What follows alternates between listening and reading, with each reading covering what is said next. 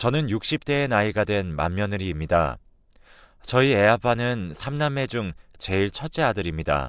저는 키가 작아 처음 시집 올 때부터 시부모님 마음에 쏙 드는 며느리는 아니었죠. 저는 결혼 후 바로 첫째 딸을 낳았고, 제가 딸을 낳았다는 이유로 저희 시부모님은 병원 앞까지 오셨다가 그냥 되돌아가셨어요. 제가 둘째를 가졌을 때 아들이라는 소식에 한달음 소식을 전했더니 아이를 낳기 전까지는 모를 일이라고 축하한다는 말 한마디 건네지 않으셨죠. 출산 후 남편에게 아들이 맞느냐고 물어보신 뒤 그제서야 병실에 올라오셨습니다. 그렇게도 아들 아들 외치시던 분이셨습니다. 항상 형제 자매는 돈독해야 한다며 며느리들은 모진 일을 시켜도 아들 딸에게는 헌신적인 부모님이셨죠. 그랬던 시부모님께서 저에게 둘째, 즉 저에겐 도련님이죠. 도련님의 혼사 자리를 알아봐 달라고 하셨습니다. 저는 그 당시 둘째를 출산하고 찐 살이 많아 다이어트를 하기 위해 동네에서 운동을 하고 있었습니다. 그 운동을 하던 곳에서 만난 차만 아가씨가 하나 있었는데, 그 아가씨가 아주 조신하고 예뻐서 도련님의 반려자로 괜찮겠다 싶었습니다. 어차피 둘을 만나게 해준다고 해서 일이 다 일사천리로 풀릴 것은 아니라 생각했었으니까요. 둘을 소개시켜 주었고, 제 예상과 달리 그 두 사람은 결혼을 약속했습니다. 키도 크고 늘씬하고 무엇보다 예쁜 얼굴에 시부모님은 둘째 며느리가 예뻐 어쩔 줄 몰랐죠. 그렇게 두 사람은 결혼했습니다. 결혼하자마자 동서는 바로 아이를 임신했어요. 첫째 아이가 딸이었음에도 불구하고 시부모님은 아주 극진하게 보살펴 주셨습니다. 저에게 산후조리를 도우라고 하여 동서는 저희 집에서 산후조리를 했습니다. 저는 6살 된 딸과 2살 된 아들을 돌보며 갓난아기와 동서의 몸조리를 도왔죠. 그때까지만 해도 좋은 게 좋은 거라 생각했습니다. 저는 맏며느리로서의 도리를 해야 한다고 생각했기 때문입니다. 동서는 시부모님께서 저를 하대하자 어느 순간부터 제게 이것저것 요구를 하기 시작했습니다. 아이를 봐달라는 부탁으로 시작해서 나중엔 살림까지 부탁하더군요. 저는 시부모님의 말씀도 있고 착하디 착한 도련님을 생각해서 열심히 도와주었죠. 그렇게 산후조리가 끝난 후 동서는 아이와 함께 집으로 돌아갔고, 어느 날 시부모님께서 저에게 전화가 왔습니다. 둘째 내가 이혼을 한다는데 당장 가서 말리라는 이야기였습니다. 알고 보니 동서는 시댁이 부잣집인 줄 알았는데 생각보다 부자가 아니라는 이유로 이혼을 요구했습니다. 아이를 키울 생각 없으니 네가 키우든 아니면 형님네 댁에 주라는 말도 했습니다. 저희 애아빠는 화를 참지 못하고 조카를 키울 테니 당장 이 집에서 나가라고 했습니다. 생각보다 부잣집 이야기가 나온 이유는 동서가 시집 올 때 동서네 집에서 몇 평짜리 집을 해줄 생각이냐, 집 크기에 맞춰 혼수를 해야 하니 지체하지 말고 집을 해달라 하였고, 그 말에 자존심이 상해 열받았던 저희 시부모님은 본인들이 가지고 계신 2층짜리 주택을 그대로 둘째 아들에게 주셨습니다. 혼수를 얼마나 채워오나 두고 보겠다는 말과 함께요. 그 큰 집을 덜컥 주었으니 적어도 동서는 결혼 후 안정이 될 때까지 생활비와 아이 양육비를 책임져 주실 거라 생각했다고 합니다. 하지만 그 집 이외에 아무런 지원이 없자 이혼을 운운했던 거예요. 지금 생각해보면 이혼을 외친 이유도 돈 때문이었던 것 같습니다. 아무튼 저희 애아빠가 강경하게 나왔고, 동서는 그대로 아이를 저희 집에 두고 집을 나가버렸습니다. 그렇게 아이 하나를 더 맡아 키워야 하는 제 이야기는 아무도 들어주지 않았죠. 그냥 시키니까 해야 하는구나 싶었죠. 그렇게 아이를 키운 지 한 달도 안 된 시점에 동서가 다시 돌아왔습니다. 둘째를 가졌다는 이유였습니다. 저는 기가 막혔고 저희 애아빠 또한 기가 막혔는지 도련님에게 물어보았습니다. 앞으로 어떻게 하는 것이 좋겠냐 하니 저희 도련님은 둘째를 가졌으니 같이 살아야겠다고 하였습니다. 그래서 결국 동서는 다시 2층 집으로 돌아왔죠. 동서의 둘째 산후조리 역시 저의 몫이었습니다. 시부모님은 다시 동서가 집을 나갈까 안절부절하셨고, 동서는 떡두꺼비 같은 둘째 아들을 낳았습니다. 저는 둘째의 산후조리까지 모두 끝낸 뒤 동서를 집으로 돌려보냈습니다. 동서의 어디로 튈지 모르는 성격은 여기서 끝이 아니었습니다. 저희 애아빠가 사업을 하다 망해 빚이 생겼을 때 저희 시부모님께서는 통 크게 땅을 팔아 저희 빚을 갚아주었습니다. 그때부터 동서는 저와 시부모님과의 사이를 이간질하기 시작했습니다.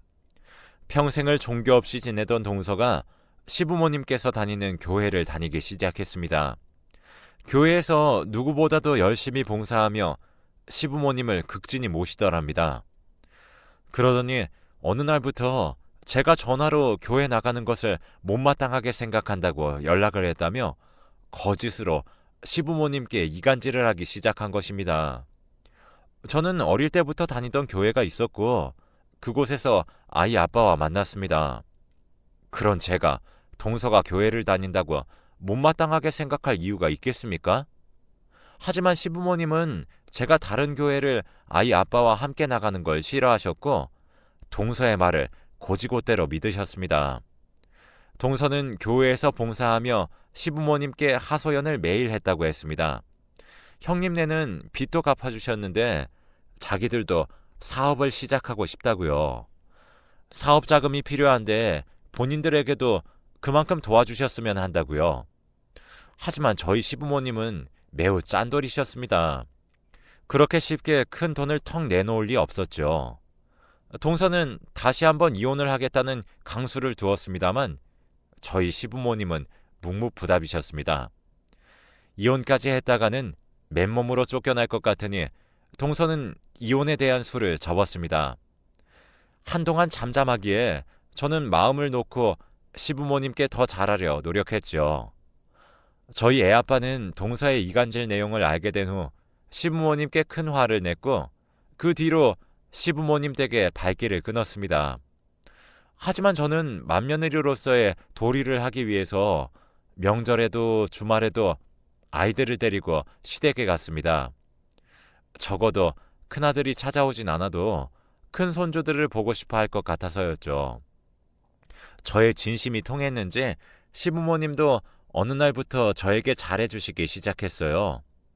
동서는 더 이상 시부모님께 돈 나올 구석이 없다고 생각했는지 명절에도 도련님과 아이들만 보내고 본인은 오지 않았습니다.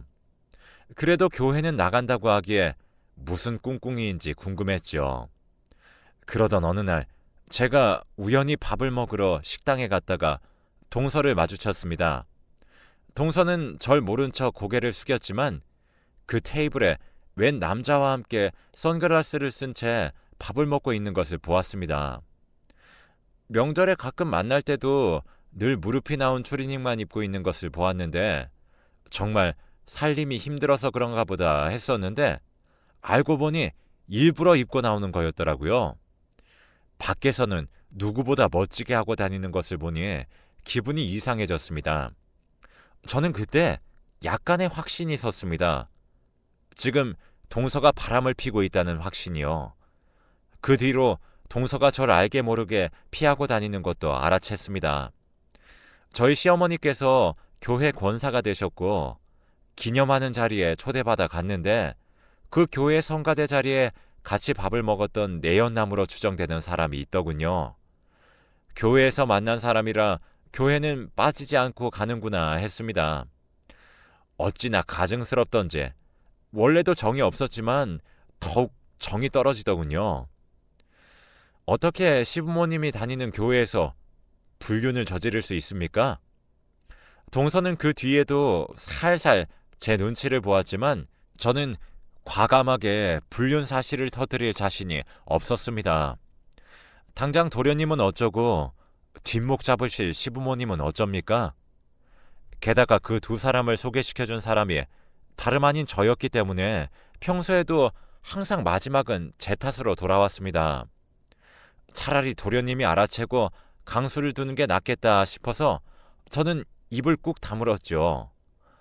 그게 화근이었는지 몰라도 제가 입을 다물 걸 알고 다시 저를 긁더라고요.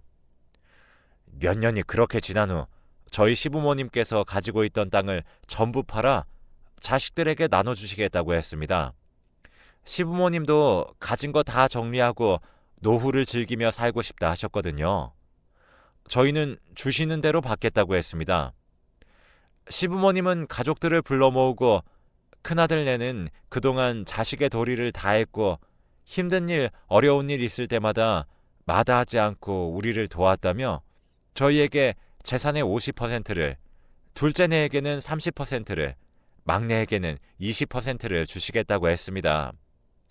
저희 막내 시누이는 20%라도 감사하다며 큰언니가 고생하셨으니 절반을 가져가는 것이 합당한 대우 같다고 하셨고, 도련님은 어차피 33.3%나 30%나 그게 그거니 군소리 없이 받겠다고 하셨어요. 어찌나 감사한 형제의 우애입니까? 저나 저희 애아빠는 솔직히 걱정했었거든요. 하지만 그렇게 유산 정리가 끝나고 세금을 내고 돈을 받기로 한 날 생전 안 오던 시댁을 동서가 찾아왔더라고요. 자기는 이 대우가 부당하다고 여긴답니다. 막내 시누이가 20%를 받겠다 하였으면 큰아들과 작은아들이 40%씩 가져가야지. 왜 큰형님 댁은 50%를 가져가냐 이 말이었죠. 시부모님은 당연히 화가 많이 나셨습니다. 우리가 한평생 일거둔 돈인데 네가 무엇이라고 돈을 탐내냐고요. 그래도 동서는 뜻을 굽히지 않았습니다. 이런 식으로 나오면 소송을 불사하겠노라 선언했죠. 시아버지께서 소리를 치며 그럴 것 같으면 돈을 한 푼도 주지 않겠다 하였지만 동서는 콧방귀를 뀌면서 어차피 소송하면 자식들 다 똑같이 나누게 되어 있으니 그러지 마시고 시누이 뜻을 따라 시누이만 20% 주고 나머지는 동등하게 나누자고 당돌하게 말하는 것이 아니겠습니까? 저는 기가 막히고 코가 막혔습니다. 수년간 명절에 코빼기 한번 안 비치던 동서가 돈독이 올랐으니까요. 시부모님도 똑같이 말씀하셨습니다. 코빼기 한번 안 보이던 며느리가 돈독이 올라 가족들을 모함한다고요. 저희 시부모님이요. 고집도 세고 아들이라면 껌뻑 죽으시기도 하며 저에게 시집살이를 시키지 않으신 것도 아니었지만 제가 집이 힘들어 한두 푼 벌어보고자 일을 할 때에도 제가 피곤할까 걱정해 주시고 명절인데도 집에서 모이지 않고 밖에서 밥 한 끼 사 먹이시고 용돈 쥐어 보내주신 분들입니다.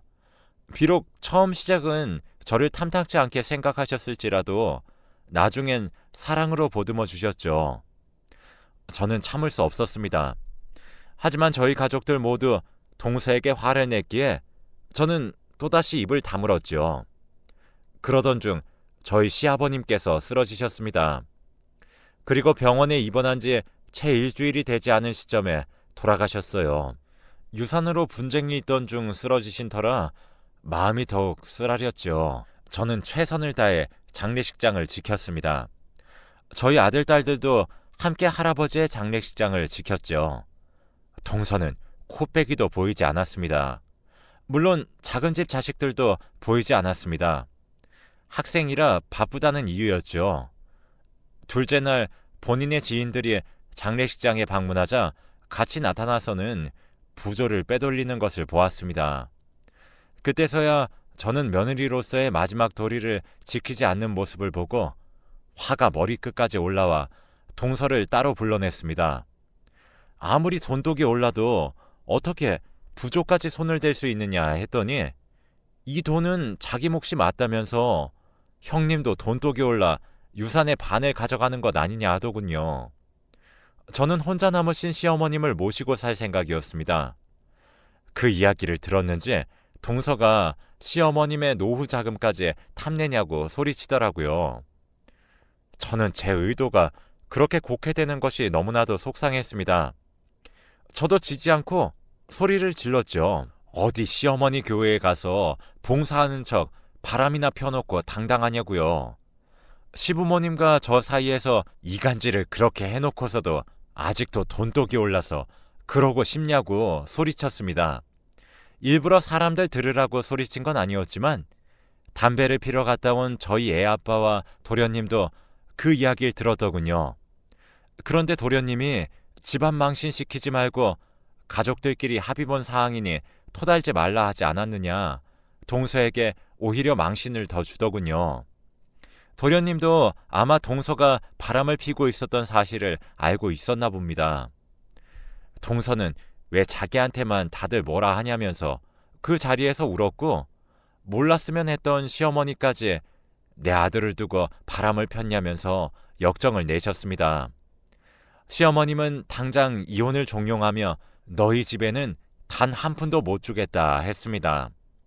그제서야 상황 파악이 됐는지 동서가 무릎을 꿇고 빌었습니다.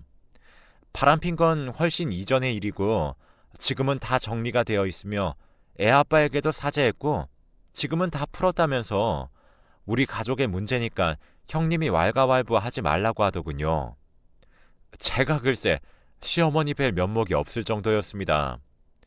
그 두 사람을 소개시켜준 건 저였고 애초에 제가 그러지 않았더라면 도련님은 더 좋은 짝을 만날 수 있었을지도 모를 일이니까요. 저는 가져간 부조금을 내놓으라 했고 동서는 표독스러운 표정으로 이깟 돈이 얼마나 되겠느냐며 내 지인이 낸 부조를 내가 가져가는 것이 그렇게 배가 아파서 빼앗는 것이냐 소리를 왁왁 질렀습니다. 상식적으로 그게 돈이 아까워서 내놓으라는 것이 아니지 않습니까? 그리고 부조를 나중에 나눴으면 나눴지 그걸 저희가 꿀꺽이라도 하겠습니까? 동서에게는 상식이 통하지 않더군요. 저희 애아빠는 그렇게 뒤로 돈을 가져가서 잘 될 리 없다고 꼭 배탈이 날 것이라며 냅두라고 했습니다. 그렇게 한바탕 소란 후 잠잠해지나 했었습니다. 시부모님 댁을 정리하고 시어머니를 집으로 모시고 들어왔습니다. 혼자 살면 적적하실 텐데 손주들도 있고 어머님 혼자 사는 건 불안하니 저희와 함께 노후를 보내시자 몇 번을 조르고 졸라 모셔왔습니다. 그렇게 작은 집과는 왕래를 끊었고 조용히 사나 싶었는데 어느 날 어머님이 전화기를 붙잡고 하염없이 울고 계시더군요. 무슨 일이 있느냐 물었더니 둘째 며느리에게 전화가 왔는데 둘째가 암에 걸려 치료를 받아야 한다고요.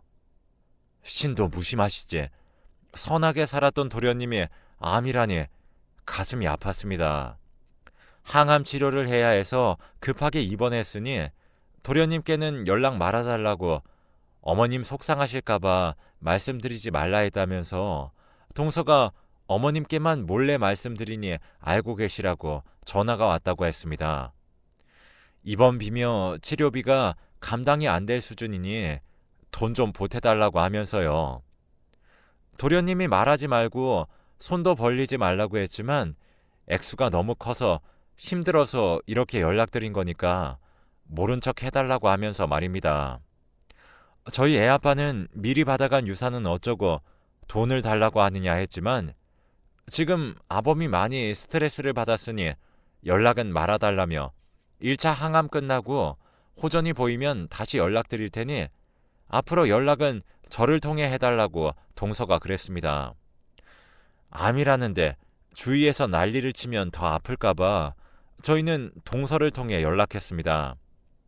1차 치료가 끝나고 2차, 3차가 될 동안 어머님은 집 정리하신 금액을 수시로 치료와 입원비에 보태라며 돈을 보냈고 저희도 돈을 좀 보내서 보태야 하는 건 아니냐 걱정했습니다. 아무래도 안 되겠다며 동생이 입원해 있는 병원에 과일 바구니라도 사서 가봐야겠다 하더군요.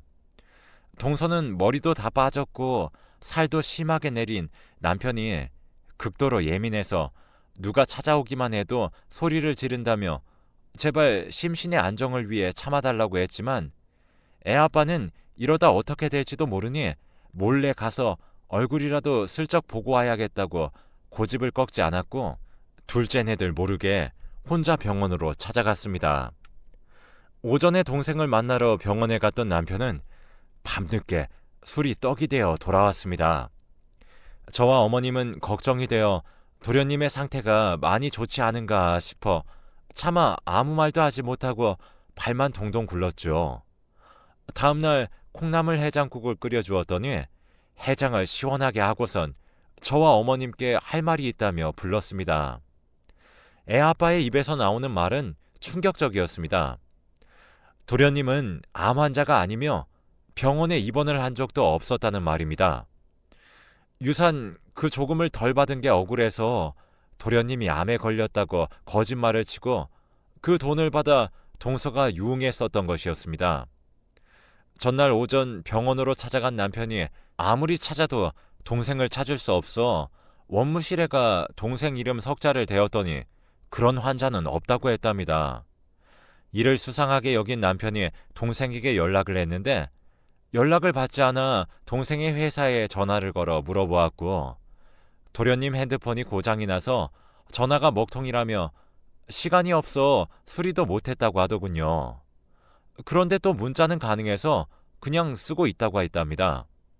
그래서 남편은 네가 암이라 그래서 병원에 왔더니 네가 없더라? 어디서 뭐하냐?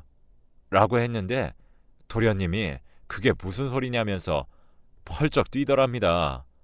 자기가 왜 암이냐고요. 네 마누라가 너 암이라던데 무슨 소리야. 4차 항암까지 일주일 남았다던데? 하고 물었더니 도련님이 할 말을 잃었는지 만나서 이야기하자고 하고 그렇게 둘이 코가 삐뚤어지도록 술을 마셨던 것이었습니다.